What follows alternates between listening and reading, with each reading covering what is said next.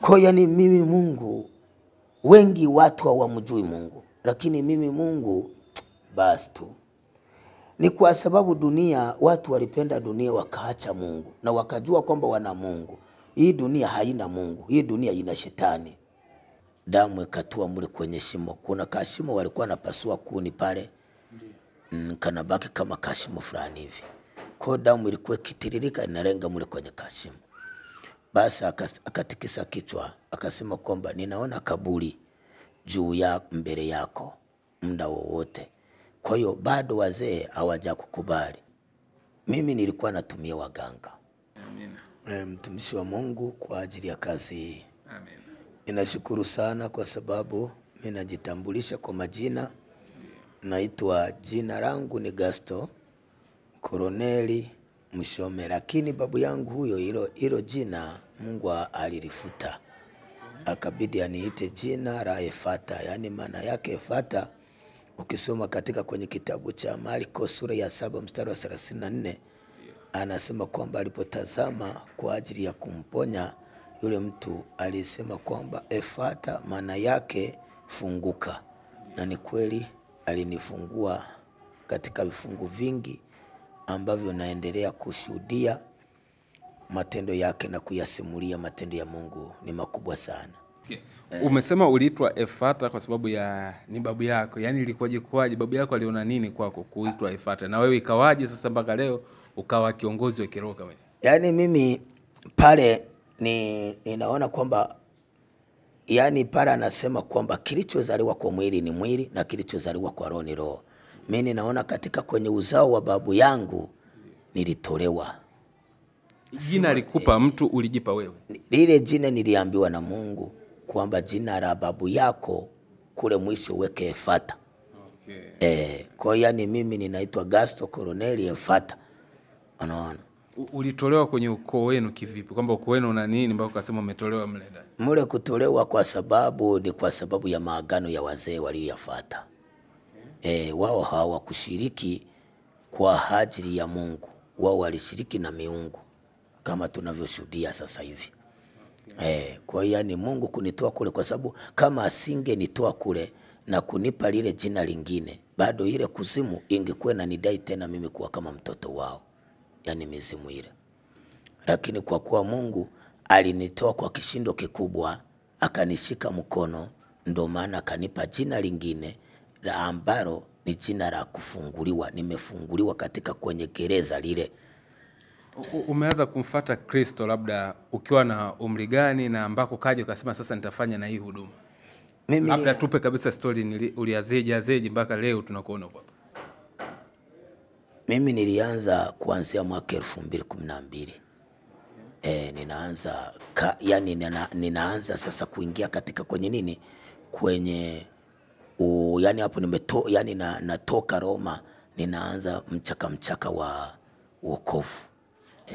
Kawaida tunajuaga kuna kuaga na wale wanaokuongoza sala ya toba, labda wachungaji. Wewe ulikuwa ni hivyo au labda roho alivyokutokea au labda ni nguvu ilivyokutokea tu ukaanza tu mwenyewe kama mwenyewe? Ni kwa sababu mimi yani kuja kuona kwamba ninakimbia kule Roma.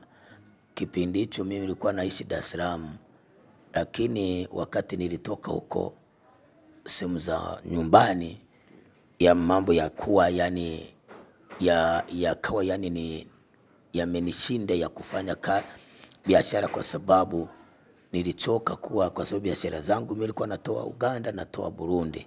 Kwa hiyo yani lakini shote zikawa kali sana, TRA ili wananikamata. Basi nikaona nibadilishe kuwa naenda katika kwenye nchi nyingine, labda nikimbilie Dar es Salaam nianze kufanya kazi zangu. Kumbe pale Mungu alikuwa ananiandaa. Nilipofika mimi kanisa langu lilikuwa nasalia Changombe Usalama. Lakini mambo mazito yakatokea sana, shida nyingi sana, mpaka yani mimi nilikuwa natumia waganga. Kwa hiyo nilikuwa natumia katika maisha yangu, nilikuwa natumia waganga, yani nilikuwa na waamini. Ndio maana wakati na muda huo unasali. Ninasali vizuri. Na rozari ninazo, kila kitu ninacho.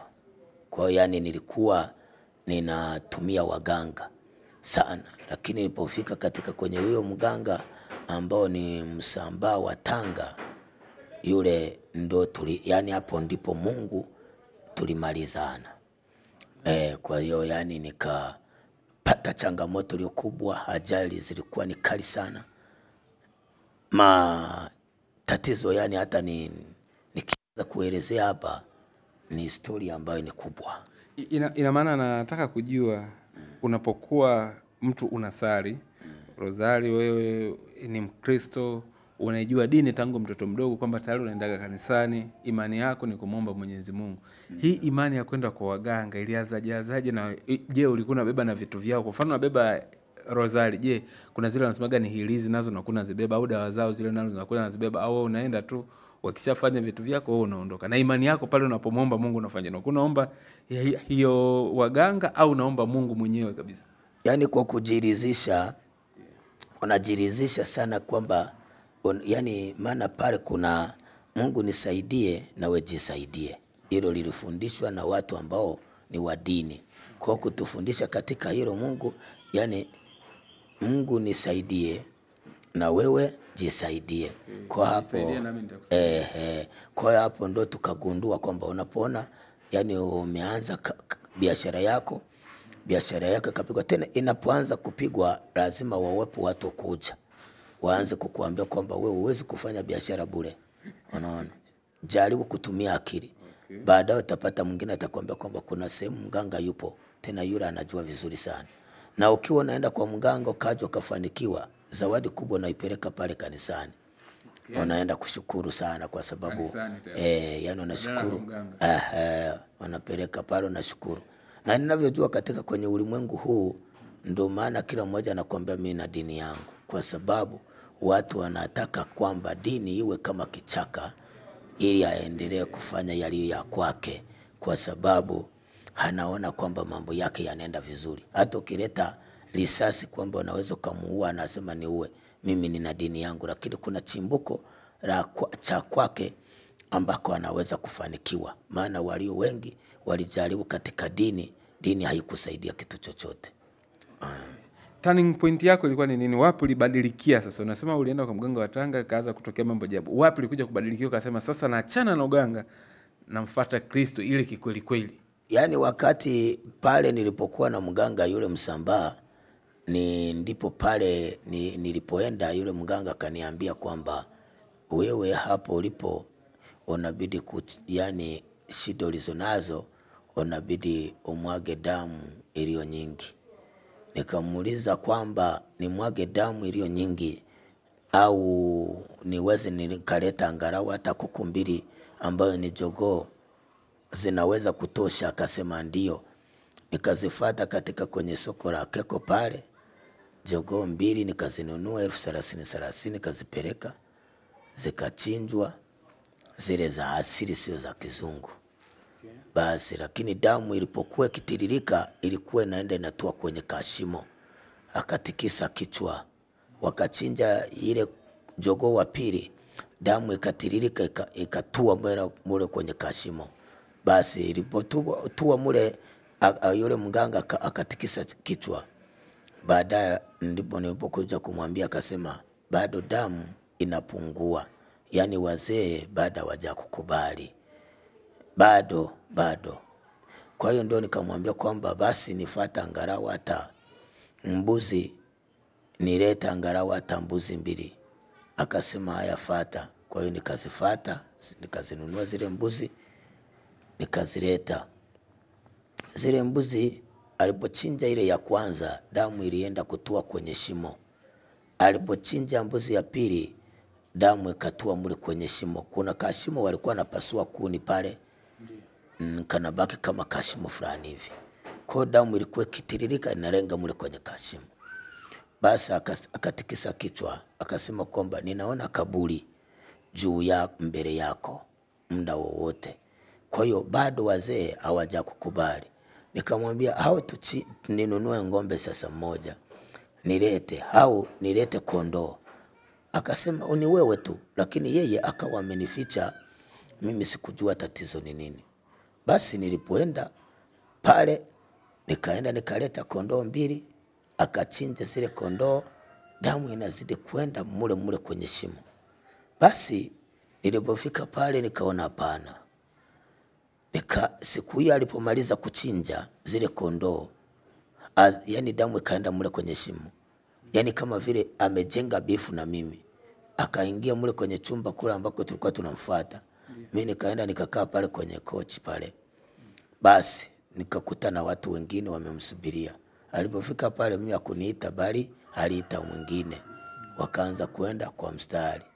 Nikaona wote wanazidi kwenda wakati mimi ndio mtu ambao nimetangulia pale. Nikaona mbona asiendi katika kwenye mstari wangu.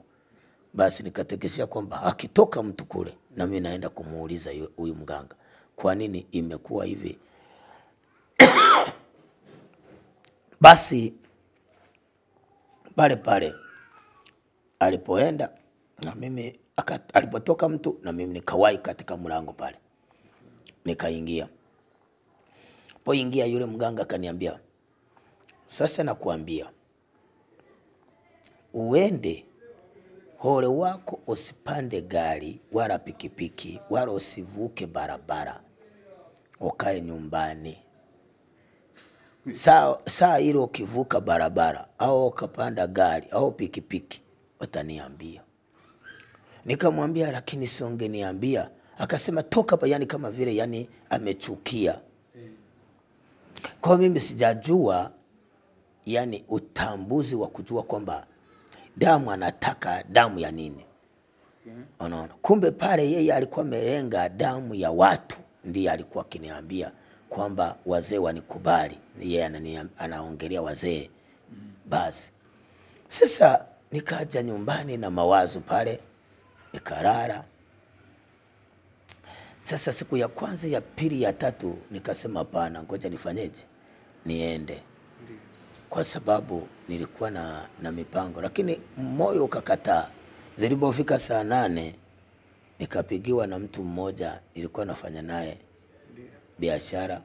Akanipigia akasema uje hapa Mbagala Rangi 3 tukutana hapa, uje uchukue hela zako. Basi nikabidi na mimi nitoke, nikachukua pikipiki, nikaanza safari ya kuelekea Mbagala.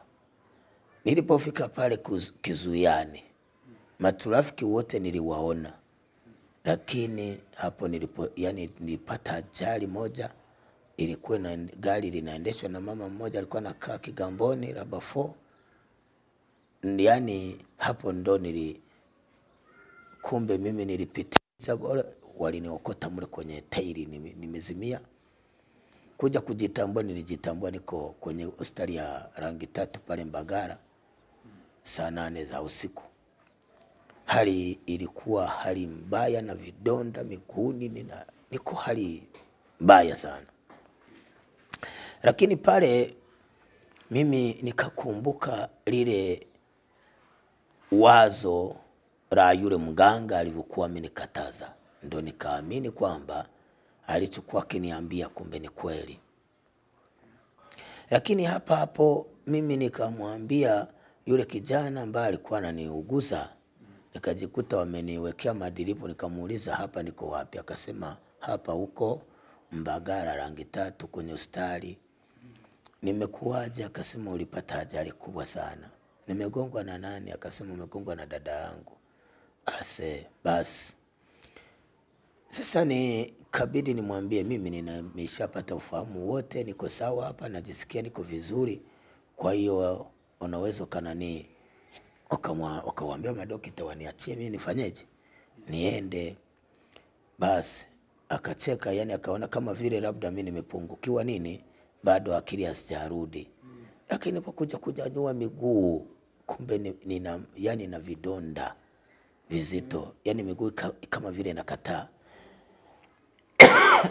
Lakini roho yangu ikawa yani inasitasita kwamba niondoka hapa hospitali. Maana yani shida ambazo nimeshapata zimetosha. Dunia imenikataa. Kwa hiyo mimi nimeshafika hatua ya kufanyaje? Ya kufa kama wazee wamenikataa. Sasa hapa maisha nitaanzia wapi? Nilikuwa naenda kwa waganga, ninafanya mambo yangu, yanaenda vizuri. Sasa hapa yani wazee wamenikataa, nitafanyaje? Basi nikamwambia yule kijana, kama mimi niko vizuri, yani wewe uambie dokta. Bahati nzuri tunaongea tu, dokta akaja, alikuwa mbaba. Asa alikuwa ameleta pale vipimo. Basi nikamwambia kwamba mimi mniachie niende. Dokta akaniuliza akasema, una akili timamu wewe? Hali uliyokuja nayo hapa unaijua? Nikasema kwa kweli mimi naomba dokta mniachie nifanyeje? Niende na hizi diripu mnazotaka kuweka hapana, zingemsiweke. Nikanyanyuka kwenye kitanda nikakaa, lakini miguu nasikia vidonda vinauma, ila sitaki kulazwa, ila kama yani ni bora niende nifie wapi? Nifie ndani, yani ni achane na maisha ya dunia, nimechoka. Basi hapo dokta akasema pana, kwa kuwa yeye ametaka kuondoka, mlete kule chumbani tumpige picha ya X-ray tuangalie mule kifuani, kama hata kuwa na madhara tumwachie. Ule kijana tukaenda naye taratibu, nasikia yani niko hoi. Basi lakini hapo mimi nimetamani kifo, nifanyeje? Nife. Nitamani kufa. Basi nikaenda. Kwani ulikuwa umeshapoteza mali zako labda kwenye biashara zako? Yani sina. Hapo si nimeruka hapo. Nimesema kwamba TRA. Yani sasa upo Dar es Salaam, ulikuwa unalalamikia kwamba uko mkoani Uganda, Rwanda ulipokuwa unasumbua ndio hivyo. Yani, Dar es Salaam nako ilikuwa hivyo hivyo. Yani hapo wakati nimechoka maisha hayo. Pofika Dar es Salaam nikaanzisha mipango yangu ya utafutaji tena. Yani manake kule ulienda ukiwa huna kitu Dar es Salaam? Nilienda mimi. Au nako ulipoteza mtaji? Nilienda nikiwa na mtaji kidogo. Yani hela zimeshaisha, kimebaki kitu kidogo tu cha kuanzia. Kwa hiyo maisha yangu yalikuwa chini sana, lakini sasa tatizo lilikuwa linanisuta, yani mimi mpaka nichukie dunia.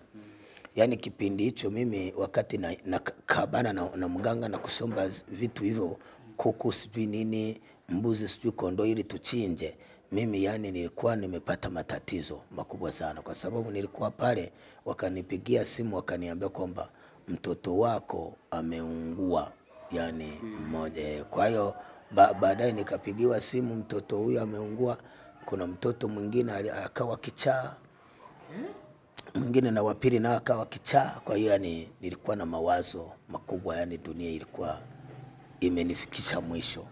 Kwani hao waganga wa mwanzo sasa kabla hujakutana na wewe kusema leta mbuzi leta kondoo, wao maikukupa masharti yanayohusiana na binadamu kwamba labda ulikuwa unaoroga watoto wako mwenyewe bila kujua? Yani najua hayo mpaka sasa hivi ni kwa sababu ngazi niliyopata darasa kutoka kwa Mungu, nikaja kupata yani nimepata kujua sekta za waganga nini na nini. Lakini waganga niliokuwa nao tangu kunyuma, kwa sababu mimi nilikuwa namiliki nilianza kumiliki mganga wa kwangu. Wa kwako? Kama mrizi fulani ambao wezi hata mtu yote hawezi kumuona. Yani alikuwa anakaa katika kwenye hoteli, halafu chumba na kama imefungwa. Alikuwa anatumia yeye nyama ya bata, alikuwa anatumia maji ya dasani. Kipindi kile ilikuwepo maji ya dasani na Rwenzori tu ndivyo viwanda, na Rwenzori ile ilikuwa inatoka Uganda, dasani ilikuwa ni ya Tanzania. Lakini maji yaliyoanza ni Rwenzori kutoka Uganda, ndio yalikuwa yanatembea Tanzania, ndio walikuwa natumia sana. Unamiliki mganga wako? Kwa hiyo nilikuwa na mganga wangu mimi mwenyewe. Na ulimtoa sehemu akiwa na kilinge chake au yeye ndo alianza uganga kwako? Mganga huyu alikuwa anatibu sana, anaenda mpaka katika kwenye nchi za Uganda huko. Kwa hiyo yani yeye alikuwa anatangaza kwamba yeye ni mtu ambao yani anaishi kama unavyoona jini, kwa sababu yeye alikuwa anavuta sigara kwa siku moja bonda nzima ya sigara. Alafu alikuwa anakunywa maji chupa 12 zile nani dasani au Rwenzori kwa siku moja. Lakini alikuwa anakula chakula chake ilikuwa ni bata, na yenyewe bata alikuwa anakuambia kwamba nikitaka tu chakula utaniletea, siku 3 ajara chochote yumo mle ndani. Kwa mimi nilikuwa nikienda pale na kuchukua taarifa, ya kwamba je, nianze safari au niache. Kwa hiyo yule ndiye alikuwa ananiangalizia. Lakini vitu alivyokuwa anafanyia vilikuwa vya kweli. Vitu alivyokuwa anafanya vilikuwa ni vya kweli, kwa sababu si unajua shetani, mimi si ndio namfundisha kwa sasa. Yani shetani si mambo yote aliyatoa kwa Mungu. Kama unavyoona wanakataa kitabu cha Enoki. Enoki alitoka kwa Mungu. Enoki alipotea miaka 50 katika uzao wa baba yake na mama yake na ndugu zake hawakumuona. Kwa hiyo yani Enoki kumaliza miaka hiyo yote amepotea miaka 50, kumbe alikuwa ana Mungu. Kama unavyoona Musa alivyokuwa anapotea kule mlimani. Huyo mganga kuna kitu gani aliwahi kufanya ukaona hiki ni cha kweli? Kwa mfano niangalia hapa kwa logic ya kawaida ambayo sijui labda mganga, najua tu hizo nguvu za Mungu. Hiyo akusema bwana niangalizie kama safari ipo salama. Ni mara nyingi sana watu wanasafiri bila kutumia waganga, bila wala kusali, Mungu mwenyewe anawalinda mpaka wanafika salama. Sasa kuna kitu ambacho alikifanya ukaona hiki ni cha kweli kweli kimetokea kwa sababu ya huyu mganga. Kwa sababu mimi tulikuwa sisi ni wafanyabiashara ambao tulikuwa tukilenga wafanyabiashara ili tufike katika kwenye ngazi iliyo kubwa zaidi. Lakini tulikuwa tunaikimbiza, lakini tulikuwa ni wafanyabiashara ambao tunaenda kutafuta hizo keredi. Kwa sababu ukienda mpakani unaweza kukuta hali ni mbaya, wakakunyang'anya mizigo. Lazima unapoenda kunani ukatafuta mganga akakuangalizia kwamba hii safari nenda, unapoenda ukarudi unakuja unashangilia unasema huyu ndio mganga ulije.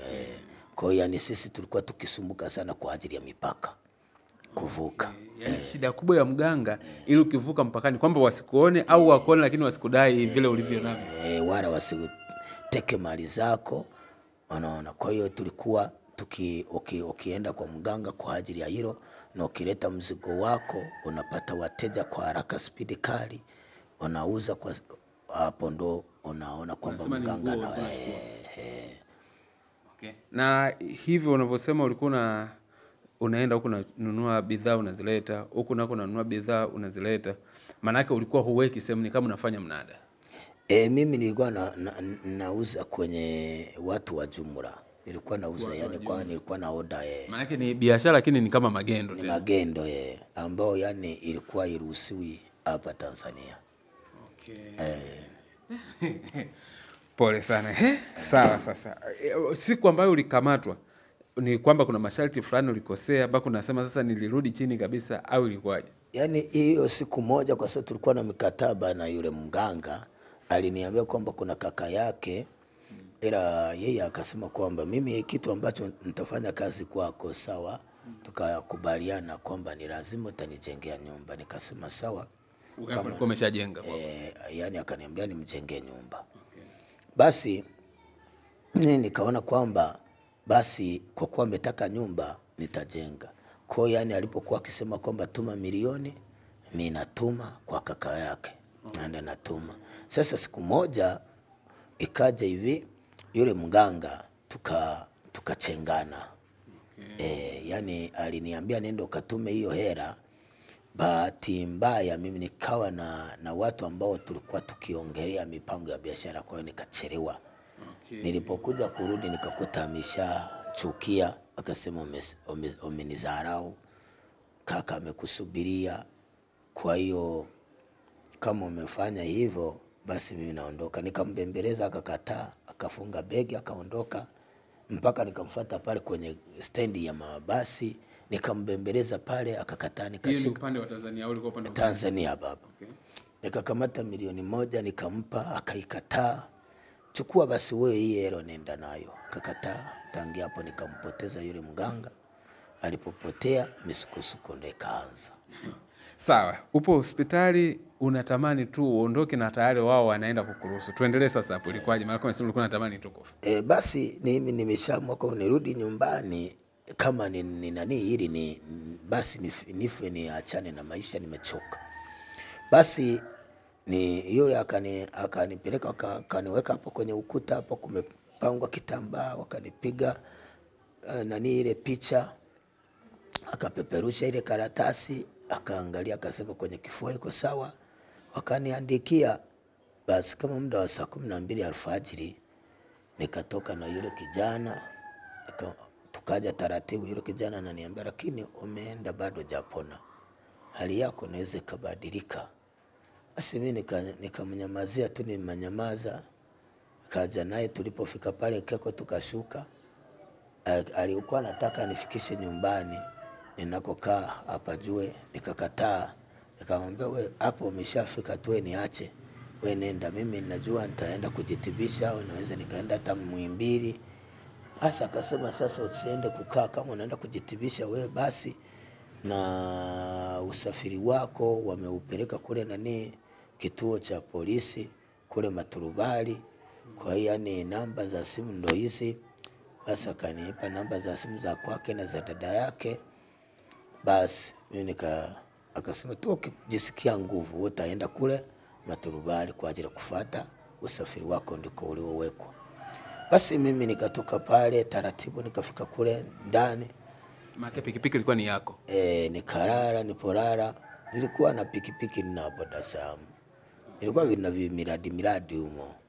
Basi sasa nilipoona fika mule ndani nikalala, kumbe maumivu yakawa makali sana.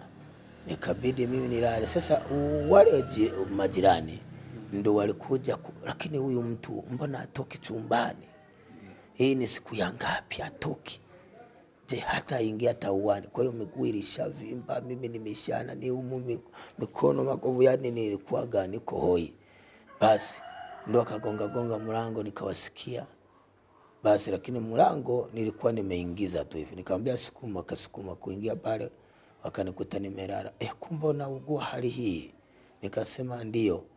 Lakini huku simu wanazozipiga kutoka huku kwa watoto ni hatari. Nikaona kwamba hapa mimi ninapoteza maisha, watoto wangu wanapoteza maisha. Basi huyu aliyeungua alimaliza miaka 3. Yani mpaka hata yani wadudu walikuwa natoka mpaka kwenye mwili. Lakini akati roho. Basi ndo wakasema kwamba yani uende hospitali. Ninaona kwamba hapana, kwa kuwa wamenipigia kelele hawa, nitaanzisha usiku. Nitaenda nakaa taratibu mpaka nifike kule Toroli kwa ndugu yangu, niende nilale. Kulikuwa na chumba ambayo ilikuwa na vyombo. Nikasema nitaifika mule nilale humo, bora hata nifie humo. Basi kwa hiyo mimi nilikuwa yani nimechoka sana. Kwa hiyo nilikuwa nimechoka, lakini Mungu ni mkubwa.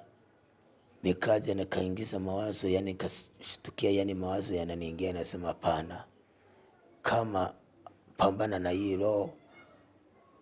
Nikaanza kwenda napiga shindano hapo kwenye maduka ya ya kawaida. Mara napata vidonge vya maumivu, baadaye Mungu akanisaidia nikapona. Sasa nilipopona bado hali inaendelea.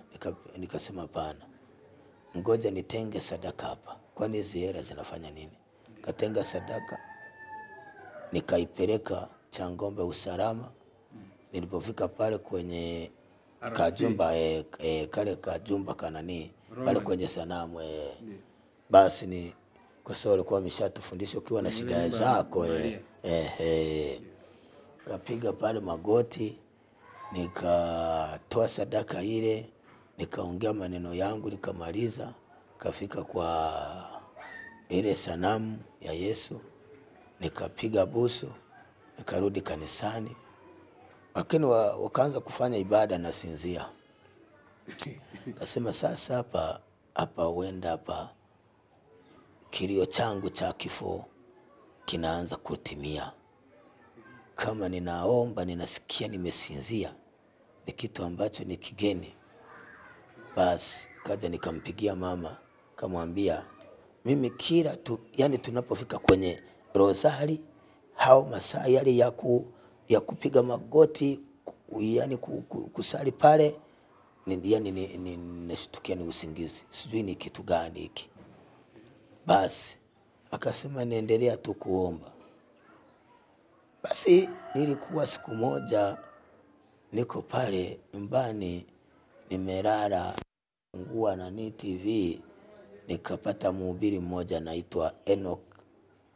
Enoch alikuwa ana kanisa Mlimani City, akaanza kuongoza pale, anasema kama unakuja mpaka Science, ukifika Science unakutana na magari yameandikwa pale bango la nani la shuka.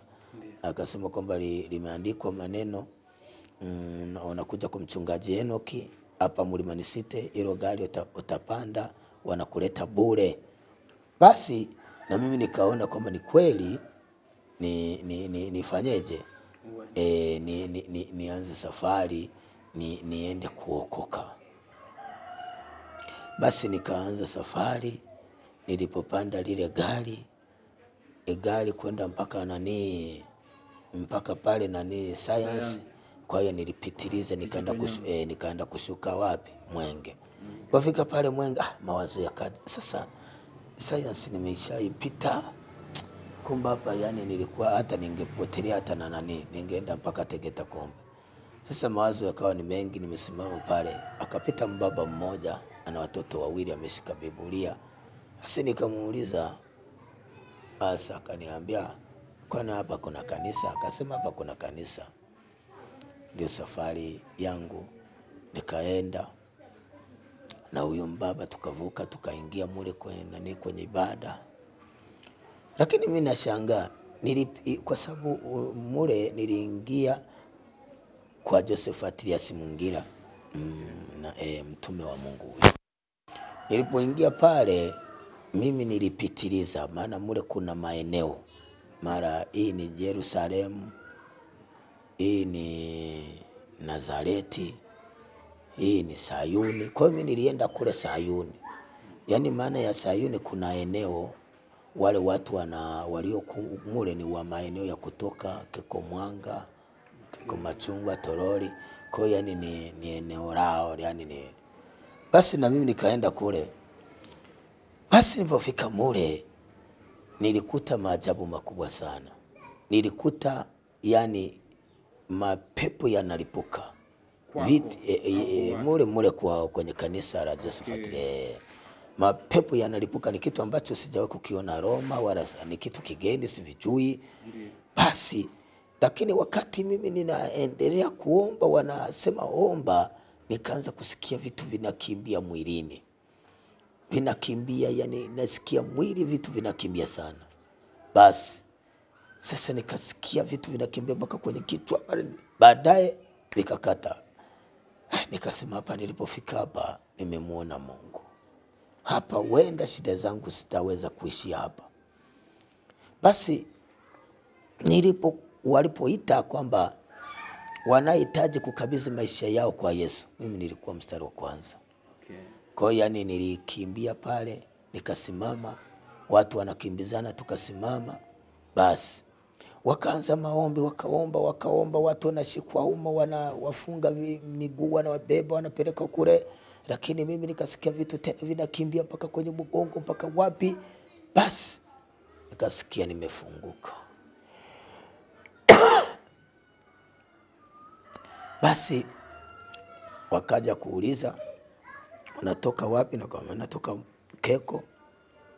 Basi Keko Mwanga wakamuita, ambao ni askofu wa Keko Mwanga, viongozi wa pale wakanikabidhi wao wanilee. Basi kwa kweli ninamshukuru Mungu. Hapo ndo safari ya wokovu. Ndio safari yangu ya wokovu. Nilipoanza mimi sikupoteza seri, yani maana ya seri, kwa sababu wao wana maombi ya mitaani. Kwa hiyo yani kwenye hizi siku za kawaida, tofauti na Jumapili, kuna seri, kuna zoni. Kwa hiyo yani mimi sikupoteza seri, ninaenda zoni, ninaenda. Alafu Jumamosi ninaenda kwenye ibada ya ukombozi.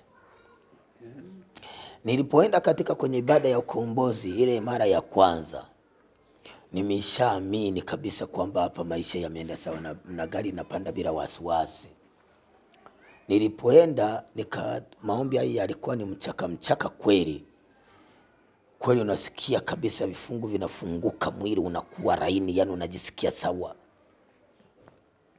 Siku hiyo nilipotoka nikafika nikasema hapana, ngoja nichukue pikipiki niangalie kama nitapata ajali nitaipata.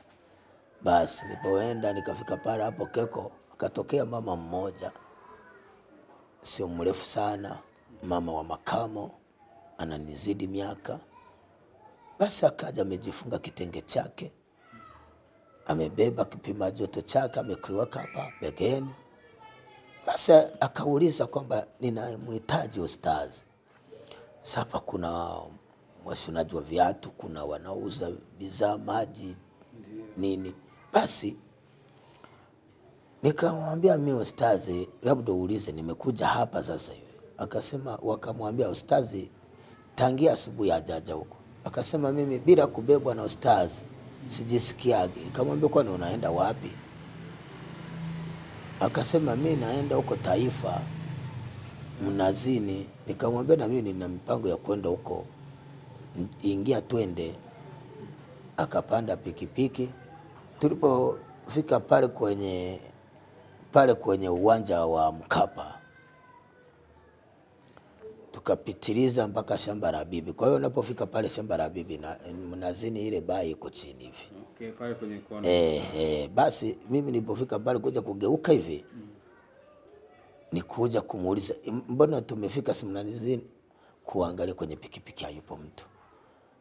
Roho kaniambia kwamba ulikuwa umebeba jini. Basi ikageuza nikarudi mpaka pale. Nikauliza sikubeba mtu hapa. Akasema umembeba mama. Mimi yani sijamuona, nakuja kumuuliza ni hapa haonekani kwenye pikipiki. Basi hapo wale wote wakanikusanyikia wakasema ulikuwa umebeba jini. Hili lilikuwa ni jini, ndio maana alikuwa anauliza ustazi. Sawa. Basi nikaachia hapo, kageuza nikarudi nyumbani. Nikaona kwamba Mungu ameanza kunisaidia. Yule binti ambao alikuwaga amepotea, akawa mwewe akapotea, walikuwa wananipigia kila simu mara mganga fulani ametaka 400,000, mimi napoteza, nasema basi kama atakufa basi kila mmoja anafanyaje. Mimi hapa naambatana na nini? Na maombi. Nikaanza maombi, nilikuwa yani maombi jinsi walivyonielekeza. Yani ndio maana mimi nasema kwamba mtu ambaye hana shida mbingu hawezi kuiona haraka. Yani, mtu ambaye hana shida mbingu hawezi kuiona haraka. Hawezi kuiona. Nguvu ile ya Mungu kwamba inafanya kazi hawezi kuiona. Hawezi kuiona. Okay, watu inawezekana kuna uwezekano hata wewe kipindi unasali nyuma yake kabla hujapata matatizo ulikuwa unasali kwa mazoea tu. Mazoea tu, hata ukiambiwa kitu huwezi kukitii. Ndio maana hata kwenda kwa ganga unaona kama hao watakuwa na nguvu kuliko hata Mungu. Yani unaona kama mchezo. Kwa sababu hata yani ukienda kwa mganga mwingine ulikuwa unamkutana Biblia, mwingine unamkutana Qur'ani. Kwa hiyo yeye anakuambia kwamba mimi haya yote ni mamlaka ya nani? Ya Mungu. Tena akikupa ile dawa akakufungia kila kitu, anakuambia kwamba wewe ukienda, wewe nenda tu, Mungu atafanyaje? Atakusaidia, atafanya. Tena anamtaja Mungu. Kumbe kumtaja Mungu sio Mungu, unaona? Yani sio Mungu. Hapo kuna darasa kubwa sana mimi nalolijua ambalo nilioneshwa Mungu vitu vyote.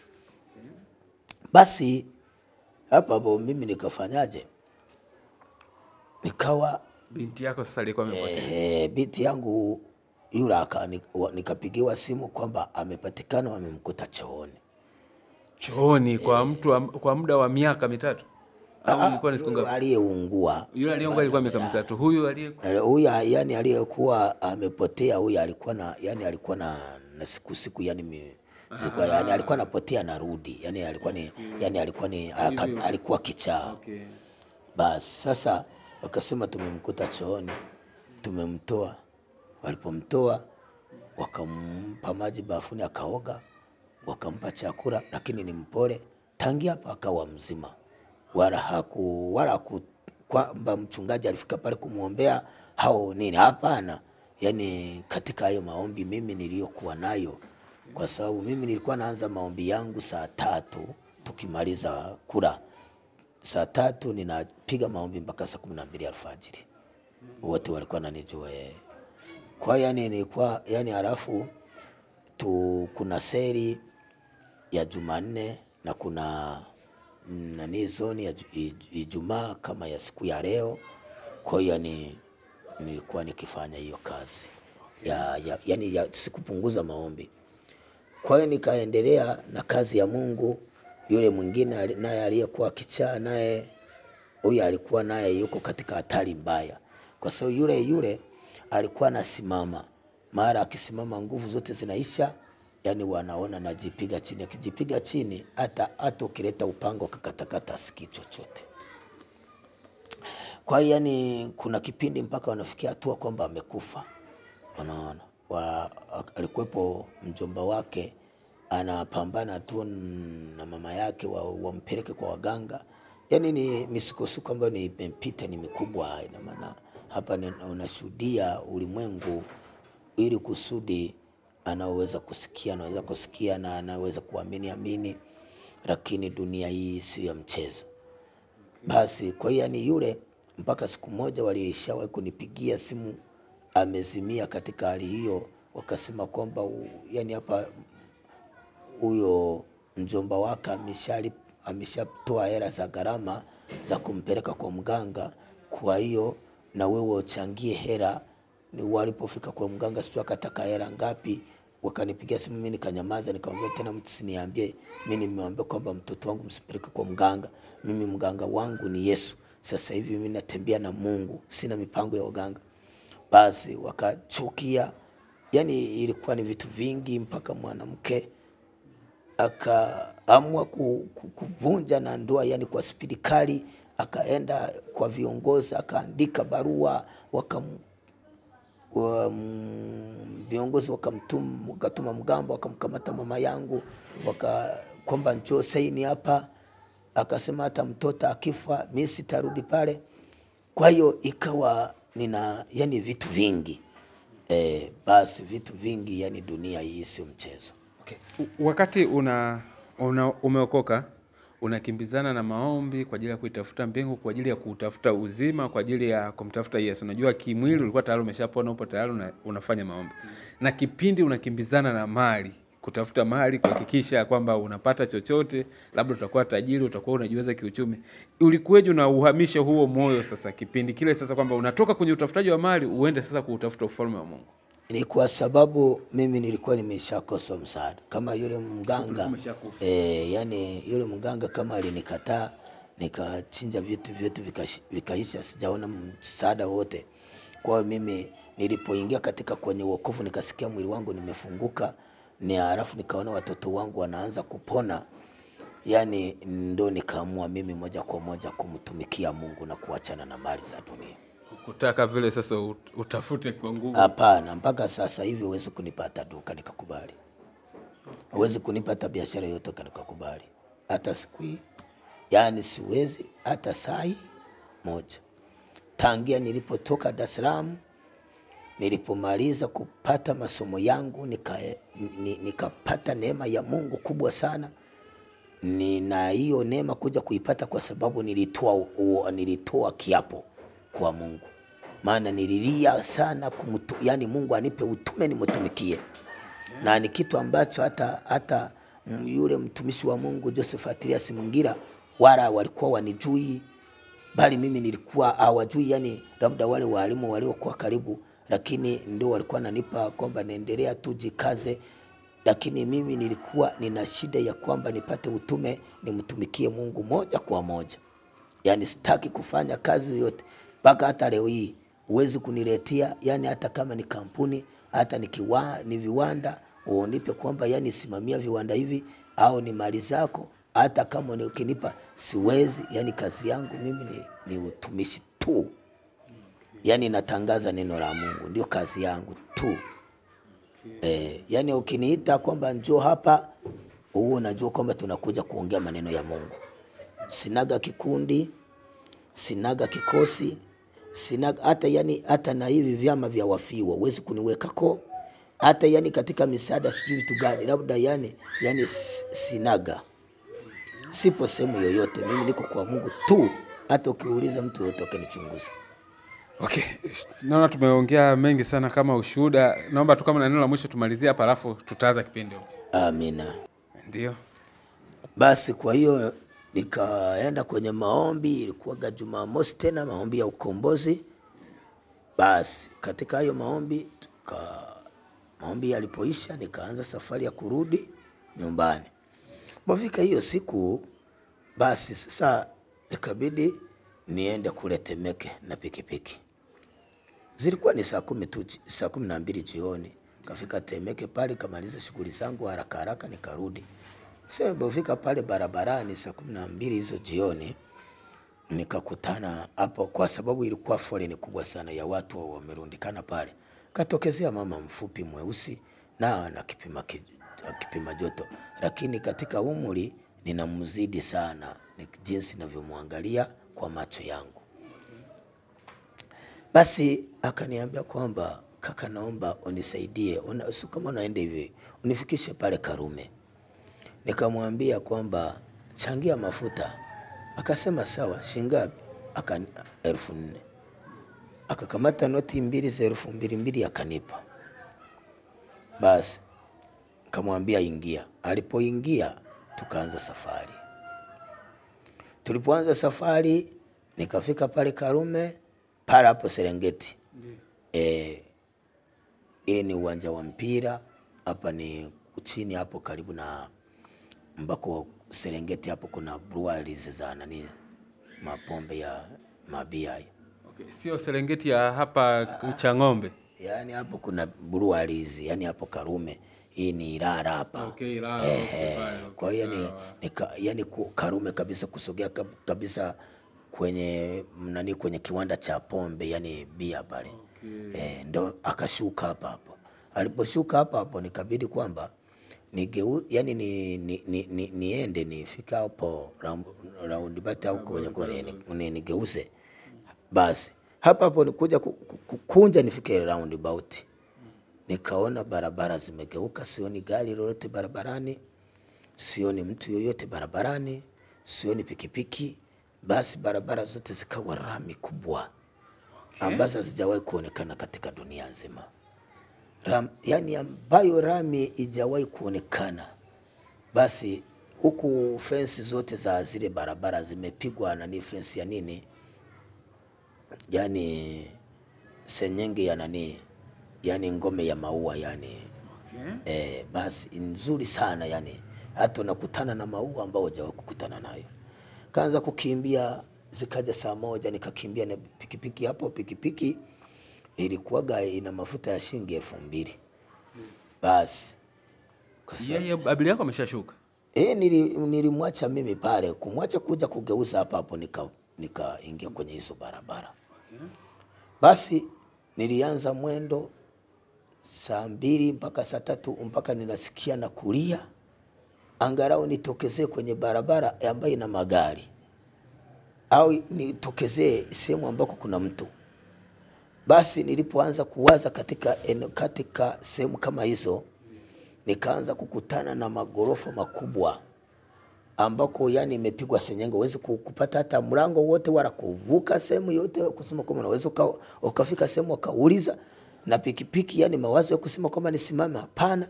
Yani kona za uhakika yani naendesha. Siku hiyo niliendesha pikipiki mpaka saa 8 usiku. Mwisho yani ninakuja kugota hivi, niko Masaki baharini, ninagota hapa hapo kwenye mchanga, yani tairi ya mbele ilishakanyaga kwenye maji, ikazimika hapa hapo baharini. Ilipozimika pale hapo yani kifua kimesharoana machozi. Wewe muda huo wakati unaenda ulikuwa unasema unaenda wapi? Yani wakati unaendelea kuendesha, wakati unajua hizi barabara mimi sijai kuziona kwenye kichwa changu. Nilikuwa ninatafuta kupata barabara iliyo na magari, au yani nikutane na mtu, nisimame niulize anielekeze kama nimepotea. Yani kwa mawazo yangu niliona kwamba nimepotea yani, lakini kwa mawazo yangu nikaona hizi barabara labda ni za sehemu ambazo za matajiri wale marais. Okay. Labda ndo nimepotea yani, mawazo yani nilichukuliwa ufahamu. Okay. Nilikuwa yani akili zangu ndo zilikuwa zinanirengeva. Basi Pale pale inatua pale kwenye maji, anatokezea kijana karibu wa miaka 11 hivi, mvulana amevaa kaptura la shule na shati la shule, amebeba mbuzi, ameshika hivi, ameiweka hapa begani, ameshika na huko na huko. Akasema, wewe umekuja kufanya nini huko? Wayo nifuate huku, watu hawachagi. Sasa naona magorofa, naona vitu mbalimbali. Akasema sana na usiku, njoo unifuate haraka haraka. Anatembea, mimi ninaendesha pikipiki. Tukafika parapo, barabara kubwa. Yaani ulikuwa unamfuata, maana yake unamfuata yeye anaelekea nchi kavu au ndio yupo huko kwenye mchanga baharini? Hapana, ninamfuata, ananiongoza kunirudisha, kunitoa kule kwenye bahari. Ananielekeza, akasema njoo nifuate haraka. Nilipofika pale, mbuzi amemwachia. Anaye begani, anatembea tu na miguu, mimi natembea kwa pikipiki, tena naweka moto wa uhakika, lakini ukamati. Okay. Basi hilo darasa nikaliona li kubwa. Basi nilipofika pale, akasimama. Akasema, wewe umetoka Keko? Akasema, akasema, hapo ulikuwa umepelekwa kuuawa na shetani. Sasa umeokolewa. Na huyu mbuzi niliyomshika hivi ndiye anaenda kuchinjwa.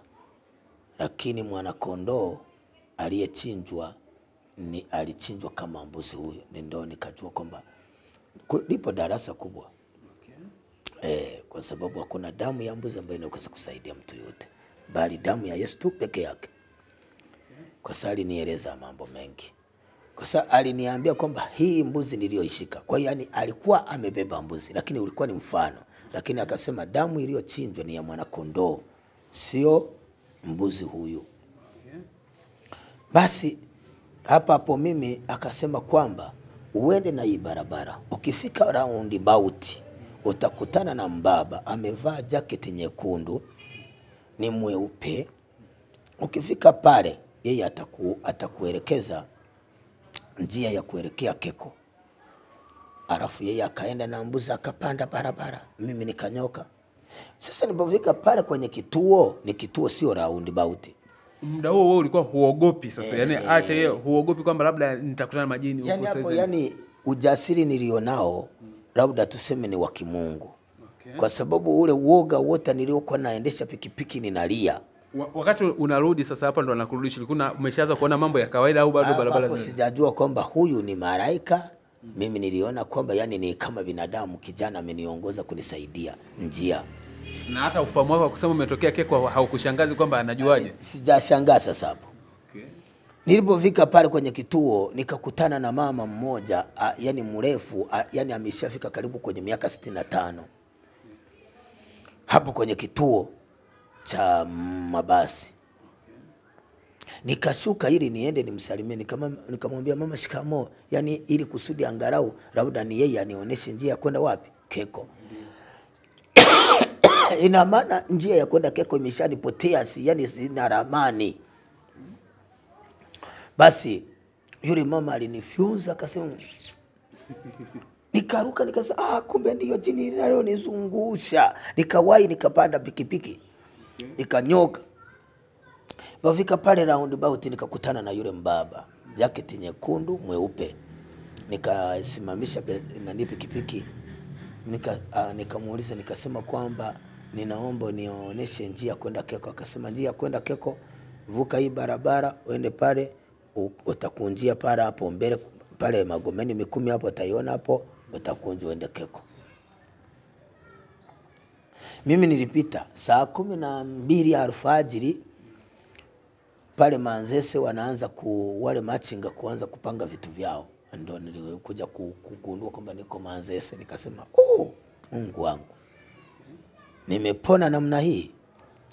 Basi kavuka, nikaingia barabara ya kule, nikarudi, nikafika pale Magomeni 10 pale nilikuwa nimeambiwa na yule, ila nilipapita kipindi hicho. Aliniambia malaika, lakini nifanyaje?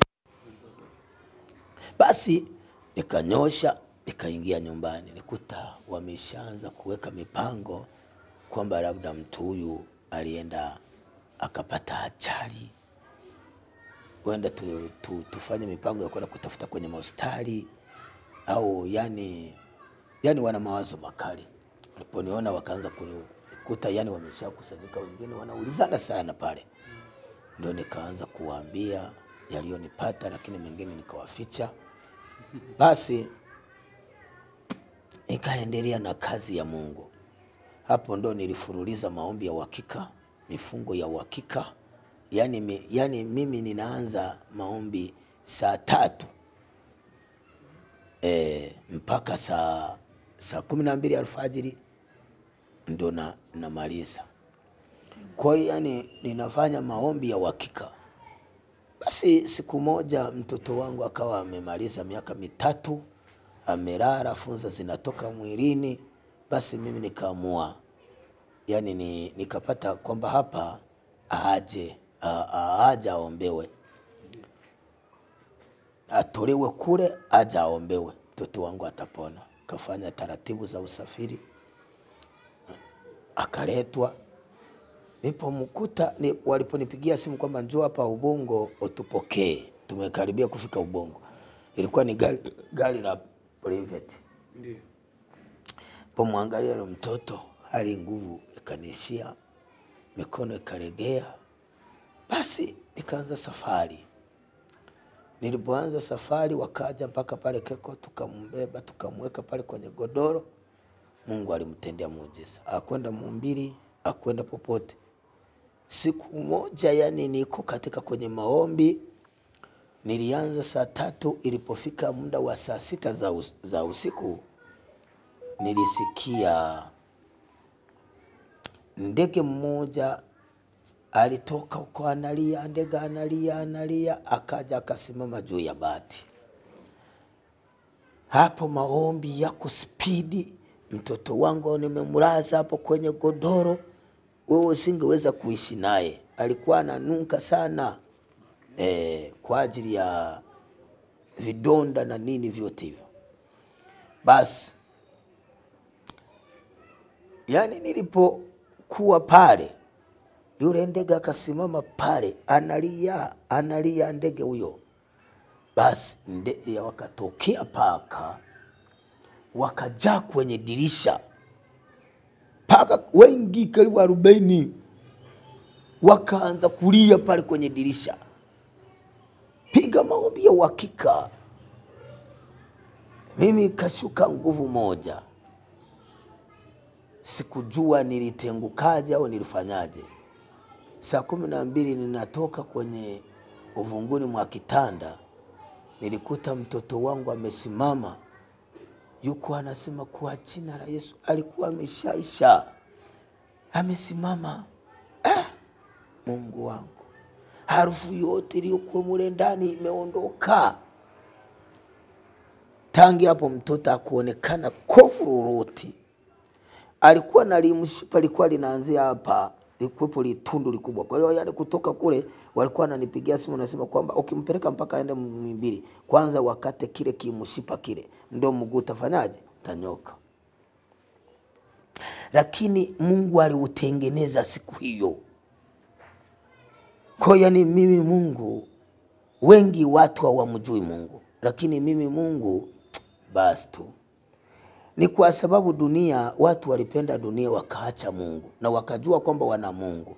Hii dunia haina Mungu, hii dunia ina shetani. Lakini yule Mungu kama ndiye tungekaa naye huyo, tulikuwa tuko katika maisha, wala hakuna mtu yote ambaye angekufa, hayupo, wala kuugua hayupo kama tungekuwa na huyo mzee. Huyo mzee alijua kwamba alijitenga kipindi cha mama yetu Hawa na baba yetu Adamu. Hata kama angekuwa na kama wewe ungejitenga. Umewaambia watoto wako hiki kitu msikiguse wala msikile, ni hatari. Halafu wao wakaja mtu anawashawishi na unamesha wakataza. Ni baba yao na sio watoto kusema ni watoto wachanga ambao labda anashika hiki aelewa, anashika hiki aelewa. wanaelewa, kwa sababu ukiangalia baba yetu Adamu alipomaliza kuumbwa pale, alipomaliza kuumbwa, Mungu akasema Adamu hatakiwi kuwa peke yake, ni lazima nimfanyizie msaidizi wa kufanana naye. Akufanya msaidizi kipindi hicho, alianza kuleta aliumba wanyama, kila aina ya wanyama wote waliomu duniani wote akawaleta mbele ya Adamu. Akamwambia Adamu waite majina. Au tusome. Akasema waite majina. Unaona? Kwa hiyo Adamu alikuwa na akili. Sio kwamba alikuwa na akili, alikuwa na akili. Hata sisi katika binadamu, sisi tulipo hapa, hakuna mtu yote ambaye anaweza kawa na akili kama za baba yetu Adamu. Unaona? Hila sasa, unaona? Hiyo ni 2:18. 2:18 anasema Bwana Mungu akasema, si vema huyu mtu awe peke yake, nitamfanyizia msaidizi wa kufanana naye. Bwana Mungu akamfanyizia kutoka katika ardhi kila mnyama wa msituni na kila ndege wa angani, akamletea Adamu ili aone atawaitaje kila kiumbe hai jina alilolitaka Adamu. Kwa yani Mungu alipomaliza Adamu, Mungu akasema Adamu hatakiwi kuwa peke yake, nitamfanyizia msaidizi wa kufanana naye. Kwa hiyo alienda kwanza akamuumbia wanyama wote, akamletea, akamwambia basi waite majina. Kwa hiyo haya majina ya wanyama yalitungwa na Adamu. Sisi mtu huyu alikuwa na akili ndogo? Hapana, alikuwa na akili kubwa sana. Huyu alikuwa na akili kubwa sana. Lakini angalia, baada ya kusikiliza Mungu, wakasikiliza nyoka. Kwa hiyo nyoka pale anasema hivi, unasikia hapa, wao walimchagua nyoka, walimkataa Mungu. Hapa walimchagua nyoka, tena ikaja uasi mkubwa sana. Sikiliza uasi unakujaje. Anasema basi nyoka alikuwa mwerevu kuliko wanyama wote wa mwituni aliwafanya Bwana Mungu. Akamwambia mwanamke, eti hivi ndivyo alivyosema Mungu, msile matunda ya mti yote ya bustani. Mwanamke akamwambia nyoka, matunda ya mti ya bustani twaweza kula, lakini matunda ya mti ulio katikati ya bustani Mungu amesema msiyale wala msiyaguse, msije mkafa. Nyoka akamwambia mwanamke, hakika hamtakufa, kwa maana Mungu anajua ya kwamba siku mtakapokula matunda ya mti huo mtafumbuliwa macho, nanyi mtakuwa kama Mungu. Hilo neno lilimgusa mama yetu Hawa. Hilo neno lilimpa upafahamu, lilimuyumbisha, likamfunga ufahamu na uelewa wake mama yetu Hawa. Kwamba Mungu anajua siku ile mtakapokula matunda ya mti huo mtafumbuliwa macho, nani mtakuwa kama Mungu. Hilo ndio lilileta shida. Wawe kama nani? Kama Mungu. Wao kwa sababu Mungu walikuwa naye katika kwenye bustani Eden, ana uwezo kutokezea pale pale, ana uwezo kupotea pale pale. Na wakishangazwa vitu alivyokuwa jinsi alivyowaumba na jinsi alivyoumba hivyo vitu. Unaona? Hata au wanyama. Kwa hiyo na wao wakataka wawe Mungu. Awajara tunda kwa njaa, walikula tunda wawe Mungu. Wapokee nafasi ya umungu. Kwa hiyo tayari ikawa wakaleta upinzani mkubwa mwanadamu na Mungu. Ndipo Mungu alipowafukuza katika kwenye bustani ya Edeni, akaleta makerubi, akazungusha, akamaliza hapa ameshawashonea nguo ili waende katika maisha yao. Mungu akajitenga kaenda mbinguni. Basi Mungu akawa amekosa ushirikiano wowote na mwanadamu. Na hapo Mungu alikuwa baada hajaumba, kwa sababu Mungu yani vitu kama angeendelea kuumba hivi vitu tulivyo navyo kwa sasa, aliviumba kwa siku 6. Okay. Ina maana kama angeongeza siku 3, je, dunia ingekuwa na vitu vinavyofananaje? Je, kama angeumba vitu kwa mwezi mzima, je, hii dunia ingefananaje? Na tena mwanadamu hakuumbwa hafe, bali mwanadamu alikataa mawazo na amri na sheria ya Mungu, akasikiliza mawazo na amri na sheria ya nyoka ambayo ni shetani, na alimkataa Mungu mazima. Inaonekana mpaka sasa hivi, hata sasa hivi hapa mtu kuja kumfikisha kanisani ili apokee wokovu wa kweli, hawe na shida, ameshateseka kwa muda mrefu, ambaye na raha zake hawezi. Na wao wanadamu walishajenga uadui mkubwa sana, mkubwa. Hawana Mungu, hata sai hawana Mungu. Wao walijenga uadui mkubwa sana na Mungu. Na Mungu anasema waliponikataa na mimi ndivyo nilivyowakataa, waende watumie akili zao na watoto wao. Ndio maana ya magonjwa kuwa mengi, ni laana. Ndio maana ya kifo. Kufa ni laana. Kufa ni laana. Katika kwenye kitabu cha Yeremia 16, kufa ni laana. Lakini kwa watu ambao wajui kumjua Mungu, wanajua kwamba kufa eti ni baraka. Ndio maana wakajenga pale nafsi zao kwamba Mungu ametoa, Mungu ametoa. Ndio tunalo lile andiko la kwamba kuishi kwangu ni Kristo, kufa ni faida. Paulo ametuandikia.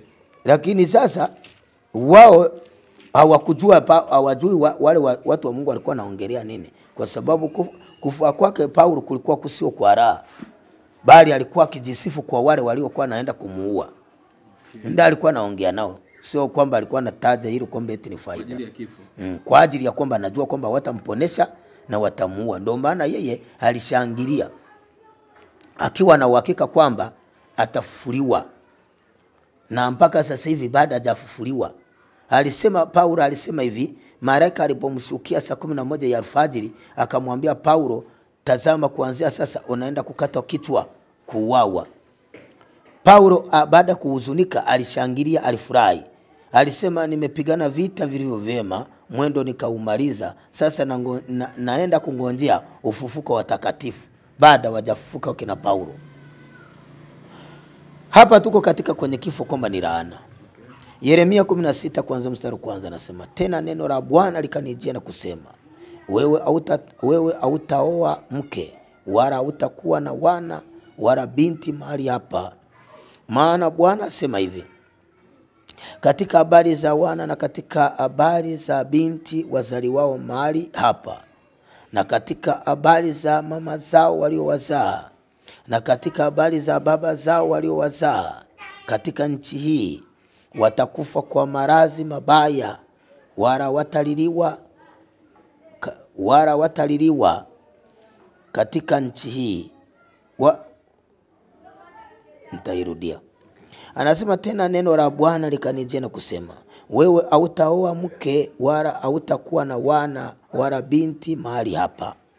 Maana Bwana asema hivi, katika habari za baba, katika habari za wana na katika habari za binti wazaliwao mahali hapa, na katika habari za mama zao waliowazaa, na katika habari za baba zao waliowazaa, katika nchi hii watakufa kwa maradhi mabaya, hawataliliwa wala watazikwa. Watakuwa kama samadi juu ya uso wa nchi, nao wataangamizwa kwa upanga na kwa njaa na kwa njaa, na mizoga yao itakuwa ni chakula cha ndege wa angani na chakula cha wanyama wa nchi. Maana Bwana asema hivi, usiingie ndani ya nyumba yenye matanga, wala usiende kuwaombolezea wala kuwalilia. Maana nimewaondolea watu hawa amani yangu, asema Bwana wa majeshi. Kwa hiyo yani wao ndo maana walipomaliza kumkataa Mungu ndivyo vifo vikaanza. Kifo naona kinaanza kwa ndugu yake Kaini, anamuua ndugu yake Abeli, na wakati dunia haijawa na watu. Kusema kwa kuwa watu wapo hao ni na ndugu zangu wengi, yani mtu ambao mnashinda wewe, angalia ilikuwa ni vichaka. Angalia ilikuwa ni jangwa ambako wao wangelilia kuongezeka ili waone watu wa kufarijana. Lakini unaona anaingiwa na shetani yule wa aliyekaribishwa na mama yetu Hawa pamoja na baba yetu. Unaona shetani anaanzia kwa mtoto aliyempenda Mungu, akaua Abeli. Hata sasa hivi ukiamua kuokoka, ule wokovu wa kweli ule, kwa sababu humu duniani ule wokovu wa kweli una watu wachache. Wokovu wa kweli una watu wachache. Usione watu wanakusanyika kwenye mikutano wanakuwa matilioni ya watu, yani unakuta watu wamejazana hawana hata na hesabu. Ukienda kuchaguamo wale walioenda kwa ajili ya roho, ukipatamo wengi watatu, utakuwa utasema huu mkutano basi ulikuwa unaongozwa na roho wa Mungu mwenye nguvu. Watu wanaoenda walio wengi wanaenda kwa sababu wana changamoto za maisha, sio kwa ajili ya roho. Okay. Si ndio sasa inatakiwa tumuendee Mungu pale tunapokuwa tunashinda na kuambia njooni kwangu na nyie msumbukao na mizigo, nami nitawapumzisha. Angalia aliposema kwamba njooni kwangu nyinyi msumbukao na kulemewa mizigo, iko mara mbili. Watu walio wengi sawa anajua mizigo alionayo, unaona, lakini pale yeye haendi kwa ajili ya roho, anaenda kwa ajili ya mwili. Okay. Mwingine ana changamoto ya biashara, haiendi, wanamroga mchana na usiku. Ameshaenda kwa waganga, vimeshashindikana. Mwingine anaenda kwa sababu ya ugonjwa, mwingine kwa sababu ya ndoa ina changamoto. Yani mwingine anaenda kwa sababu ya kesi mahakamani imemshinda, yani anaona kwamba yani atanani. Yani waendi hata wakati anashusha mikate na samaki. Kuna yani walikuja kukutana naye Kapernaumu. Yesu akawaambia, Yohana mstari wa 25, watasikia watu hawatafuti Mungu kwa ajili ya uokovu, kuokoa roho zao. Wanataka mali, majumba, magari. Chambua hapo Yohana kwenye simu yako. Yohana 5 au mstari wa 25, kwa tuangalie hapa. Nikuposho. Hii ni Yohana 6. Yohana mtakatifu hii. 6. Yani hii ni 6. Ngoja tuangalie 25. Okay. Asoma hapa. Aya soma. 26. 25, yani 6:25. Hata walipomwona ng'ambo ya bahari, walimwambia, Rabi, wewe umekuja lini hapa? Yesu akawajibu akasema, amini amini nawaambieni, ninyi mnanitafuta si kwa sababu mliona ishara, bali kwa sababu mlikula ile mikate mkashiba. Msikitendee kazi chakula chenye kuharibika, bali chakula kidumucho hata uzima wa milele, ambacho mwana wa Adamu atawapa, kwa sababu huyo ndiye aliyetiwa muhuri na Baba, yani Mungu. Aha. Ndio maana watu walio wengi anaweza kaenda ana mgonjwa, mwingine ana mgonjwa wake. Unaona? Akifika pale kwa yule anayeomba, unamkuta wengine wanachoropoka kutoka pale kwenda, kama na mgonjwa anaweza ukakuta anaenda anafanya uzinzi pale. Okay. Kwa sababu anajua kwamba yeye ameleta kuuguza. Unaona? Ameleta kuuguza pale, kwa hiyo mgonjwa wake ataombewa, atafanyaje? Atapona. Anaenda huko anachoropoka, anafanya nini? Anafanya uzinzi. Au mwingine wanaweza wakatangaza mfungo akakataa. ila ameleta mgonjwa kufanyaje? Na kuna mwingine ana matatizo, anasema kwamba mimi nitapona. Ndio maana wakitangaza udongo anawahi kununua, wakitangaza chumvi anawahi kununua, hata kwa sababu unaona yeye anashughulika na mwili. Kama ana kidonda kilishamtesa, yeye anaenda pale, hata wakisema kwamba hapa kuna maji au kuna mafuta, anawahi kununua. Kidonda chake cha mguu au cha mkono kipone, arudi kwenye dhambi zake. Hawaendi kwa sababu ya roho ya kusema kwamba nikipona roho yangu. Maana roho ikipona inautisha mwili, hauwezi kuwa na kidonda. Roho ikipona inautisha mwili, huwezi kukosa fedha. Ila wao wanachokimbiza nacho, mtu anaweza kafika pale, unakuta una watu umati wamekuzunguka, lakini wao wanachohitaji, wanataka wapone vya mwili. Harudi tena kwenye dhambi zake. Kama ni mlevi aendelee na ulevi, kama ni mzinzi aendelee na uzinzi, kama ni mfanyabiashara wa mabaa aendelee na biashara za mabaa, kama alikuwa anafanya kazi za kujiuza aendelee na kujiuza. Sio kwamba wanamtafuta Mungu, hapana. Ndio maana Yesu akasema kwamba hapa duniani kuna njia mbili, moja iendayo upotevuni, ina watu wengi mno. Kwa hiyo wao watu usije kuamini kwamba uokovu ule, mimi uokovu ule wa ngano ule ninaujua. Hakuna mtu yoyote ambaye anaweza akapata uokovu ukamkuta anabishana na mwenzake, hayupo. Hakuna mtu yoyote ambaye anaweza kupokea uokovu wa Mungu akamkuta ana mawazo ya dunia, hayupo. Hata ukienda katika kuanzia mitume wa kale mpaka kufikia hatua ya kitabu kinaenda kuishiria pale kwa Yohana aliyekuwa kwenye kisiwa cha Patmo, haukuona mitume hata walioanza kushughulika na maisha ya nini? Ya dunia. Hata mzee Ibrahimu aliyekuwa ni tajiri wa mali zote, kila aina ya mali alikuwa ni tajiri, alikuwa na uwezo yani dunia nzima.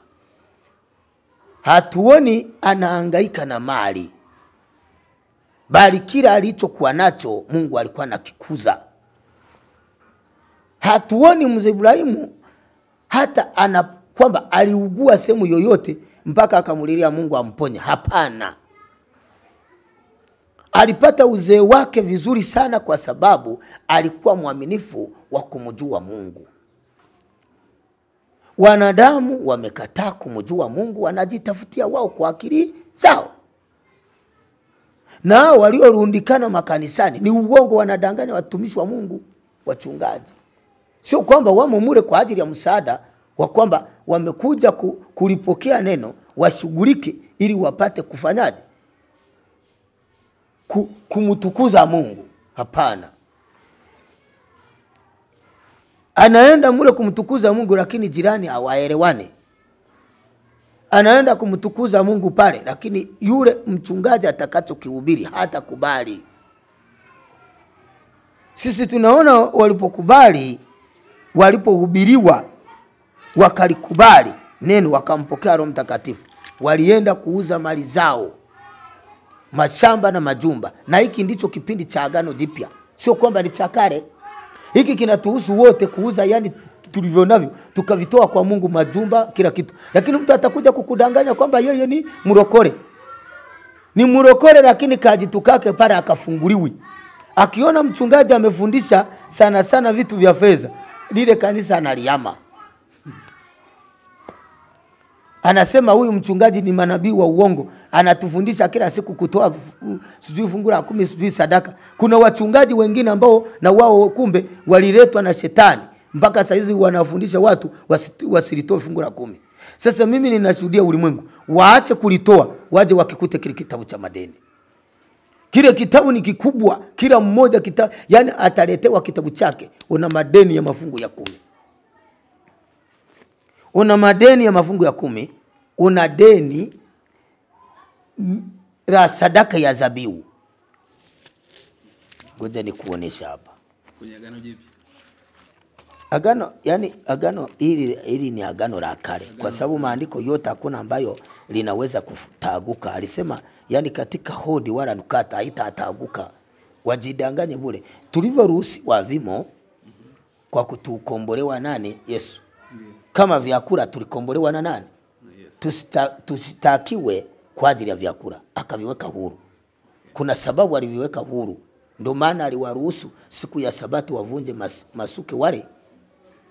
Sio kwamba yeye aliwaingia akawaletea njaa na akawapa mawazo wanafunzi wavunje wale. Lakini Mafarisayo wanaleta mashtaka kwa Yesu. Yesu alisema mnawashtaki ambao wana hatia. Wanakimbizana na vitu ambavyo wanaviona ni dhambi kubwa, lakini dhambi iliyo kali hiyo wanairuhusu ifanyike. Unajua dhambi ya mauaji, kuua ni dhambi kubwa sana. Ndio. Unamua mwenzako. Je, huaji na kula mtu akara vyakula vyote, ni kipi iliyo dhambi ambayo unaweza kusema kwamba hii ngoja niache? Kuua mbaya. Sasa unaona. Kwa hiyo hapa Maraki inasema, Maraki 3:8 anasema, je, mwanadamu atamwibia Mungu? Lakini nyinyi mwasema tunakuibia kwa namna gani? Lakini mimi nasema mnaniibia zaka na zabihu, nyinyi mmeraniwa. Ndio maana hakuna mtu yoyote wa kufanya biashara akakuza mtaji, akajenga nyumba, watoto wake wakasoma hapa duniani bila kwenda kwa mganga. Hakuna mtoto wake ambaye anaweza kupata degree na diploma bila kwenda kwa mganga. Kama mama yako alikufa, ujue kwamba alienda kwa mganga. Huko katika kwenye gharama. Kama baba yako alikufa, alienda kwa mganga wakati unaanza shule. Kuna mkataba aliosaini pale. Ndio naona dunia imejaa vifo vya madeni ya shetani, anadai vya kwaka, anadai. Na Mungu anasema mshahara wa dhambi ni mauti. Na shetani anasema mtu akila cha kwangu sharti kukilipa. Kwa hiyo yani hapa wapo wachungaji wanazuia watu kwa kutokujua kufundisha maneno ya Mungu, wanawazuia wasitoe fungu la 10. Wanawazuia, yani sijui yeye ninapoangalia atawapitisha watu kuwapeleka mlango gani? Kwa sababu mimi sijaona mchungaji kama na uwezo wa kupaa kufika hapo kwa angani. Kwamba mimi Yesu akiwaacha mimi nitawapeleka mbinguni. Na watu wamebweteka katika makanisa, hawawezi wakachambua na kuona. Yani kuna mtu mwingine anajiita Mungu, anawadanganya. Huyu Mungu aliyesema yawe maji yakawa maji, huo udongo ukawa udongo, neno la pili. Liwe hanga likawa hanga, hili unaloliona lote huyu. Ndio wakuja kukaa hapo kuanza kuhubiria watu Mungu. Ina maana akikaa hapa yani ina maana wale malaika, makerubi, maserafi, wazee 24 wenye mabawa makubwa, ndevu zinafika hapa, watainama kwa nani kuja kukaa hapa na mwanadamu ambaye ameshaoza? Haiwezekani. Kwa Mungu alikataliwa na wanadamu wenyewe. Mungu alikataliwa. Sasa tumalize kwenye hili, labda neno la mwisho la kuongea na watu, hasa mwishoni hapa tulipofika, ambapo kuna ukingiufu mkubwa sana. Katika kwenye huu ukingiufu tulionao, watu ambao sasa hivi wangeponesha kwanza roho. Zile roho ikipona ikaambatana na Mungu. Kwa sababu roho hii tukiongelea watu wengi hawajui. Alipofinyanga udongo huu, akachora kuanzia hizo pua, masikio, macho, kila kitu, Mungu kwa uwezo wake anamuumba mwanadamu. Alipomaliza alipuliza pumuzi yake, ndio Mungu anairada hiyo roho yake. Mungu akaumba mtu kwa sura yake, kwa mfano wake, yani katika roho hii. Anapoona yani hii roho inaenda kuangamia jehanamu ya moto kwa sababu ya ujinga wa mwanadamu, anaifuata ile nyoka, Mungu anaumia mno kuona kitu chake kinaenda kuharibika. Yani ni hasara. Ukiangalia zile fimbo ambazo alipigwa,